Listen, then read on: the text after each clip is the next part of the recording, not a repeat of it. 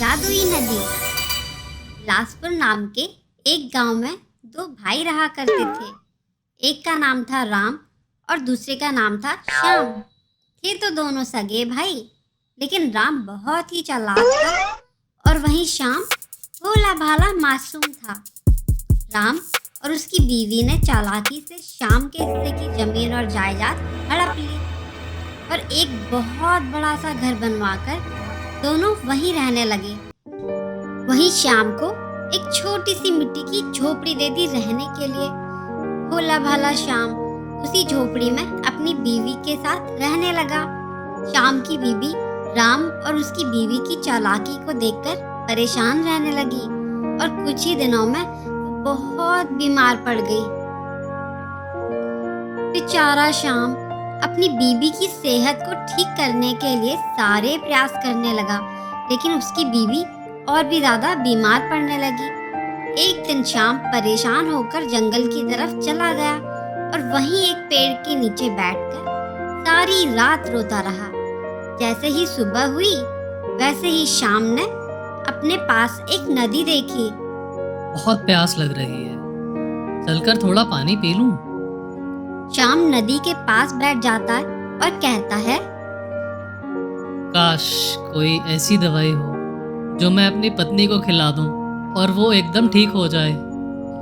जैसे ही श्याम अपने हाथ नदी से बाहर निकालता है, उसके हाथों में कुछ दवाई होती है।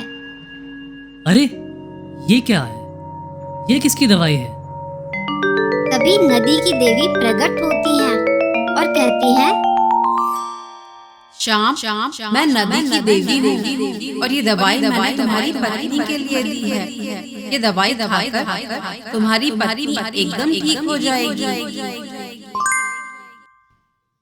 ये सुनकर श्याम सोचता है, सभी डॉक्टर को तो दिखा लिया है, लेकिन कोई भी मेरी पत्नी को ठीक नहीं कर पाया है। शायद ये दवाई खाकर मेरी पत्नी ठीक हो जाए।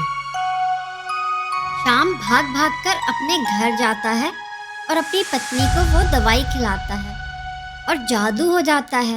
उसकी पत्नी बिल्कुल ठीक हो जाती है। फिर श्याम नदी की देवी और उसकी दी हुई दवाई की बात अपनी पत्नी को बताता है। तभी श्याम की पत्नी कहती है, सुनो जी, क्यों ना आप नदी की देवी से कुछ काम मांग लो जिससे कि हमारा गुजारा हो जाए। मैं आज रात में ही नदी की देवी के पास जाकर उनको शुक्रिया बोल दूंगा और साथ ही कोई काम भी मांग लूंगा। जैसे ही रात होती है, श्याम नदी के पास चला जाता है और जब सुबह नदी की देवी प्रकट होती हैं, माँ, आपकी दी हुई दवाई से मेरी पत्नी बिल्कुल ठीक हो गई है। आपका बहुत बहुत शुक्रिया माँ। श्याम, तुम जो भी इच्छा करोगे वो इच्छा तुम्हारी मैं पूरी कर दूंगी और अगर तुम अपने दुश्मन के लिए कुछ मांगोगे तो मैं तुम्हें उसका 4 गुना ज्यादा दूंगी। माँ, आप मेरे भाई को एक बड़ा बंगला और 4 गाय दे सकती हैं। बिल्कुल श्याम। जैसे ही श्याम घर जाता है और देखता है कि उसके भाई का घर बहुत बड़ा हो गया है, और जैसे ही वो अपने घर जाता है तो देखता है कि उसका घर तो उसके भाई से 4 गुना बड़ा हो जाता है और उसके घर में 16 गाय खड़ी होती हैं। ये देखकर श्याम नदी की देवी को मन ही मन में धन्यवाद कहता है और गायों का दूध निकालकर अपना जीवन चलाने लगता है। जब राम देखता है कि श्याम के पास 16 गाय हैं और झोपड़ी में रहने वाला श्याम का घर तो राम के घर से 4 गुना बड़ा है, ये सब देखकर तो राम श्याम से बुरी तरह जल जाता है। नदी की देवी की मदद से श्याम गांव के लोगों की मदद करने लगा। ये देखकर राम और उसकी बीवी से रहा नहीं गया और वो दोनों श्याम पर नजर रखने लगे। एक रात को राम और उसकी बीवी ने श्याम को उसकी बीवी के साथ कहीं जाते देखा और दोनों उनका पीछा करने लगे। थोड़ी देर बाद वो जंगल पहुंच गए और श्याम अपनी बीवी के साथ पेड़ के नीचे बैठ गया। राम भी वहीं दूर पेड़ के नीचे अपनी पत्नी के साथ छिपकर बैठ गया। जैसे ही सूरज की पहली किरण निकली, वैसे ही श्याम नदी के पास गया और नदी की देवी प्रकट हो गई। कहो श्याम, आज तुम किसकी मदद करना चाहते हो? माँ, पास के ही गांव में कोई बीमारी फैली है जिससे काफी लोग बीमार पड़े हैं।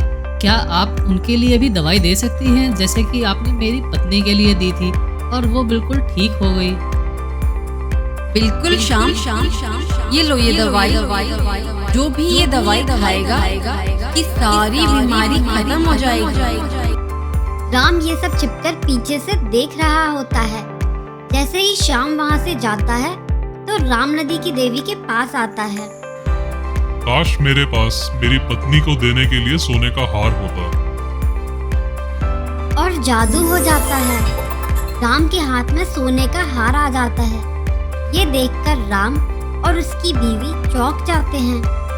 तभी नदी की देवी प्रकट होती हैं और कहती हैं, राम, तुम जो कुछ भी अपने दुश्मन से मांगोगे, मैं तुम्हें उसका 4 गुना दूंगी।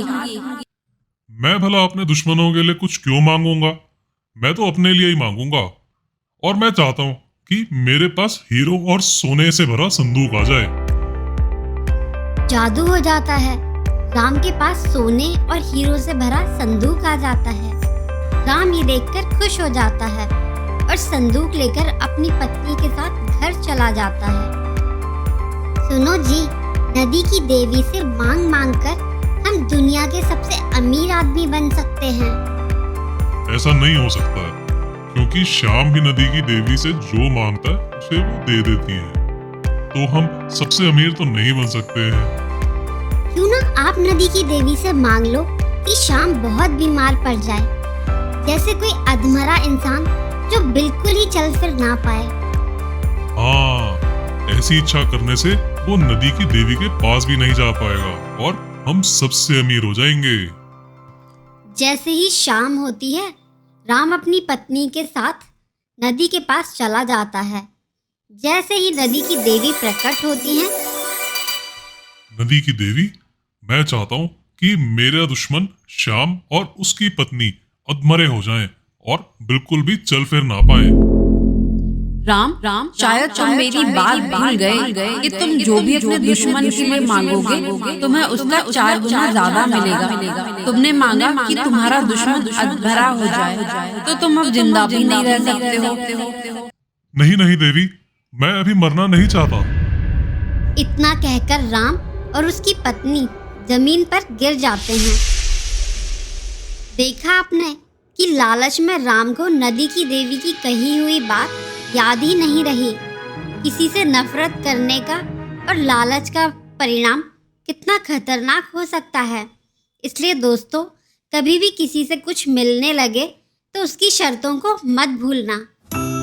अगर आपको ये वीडियो पसंद आया हो तो इसे लाइक करें और सब्सक्राइब करें हमारे चैनल लुलु टीवी को।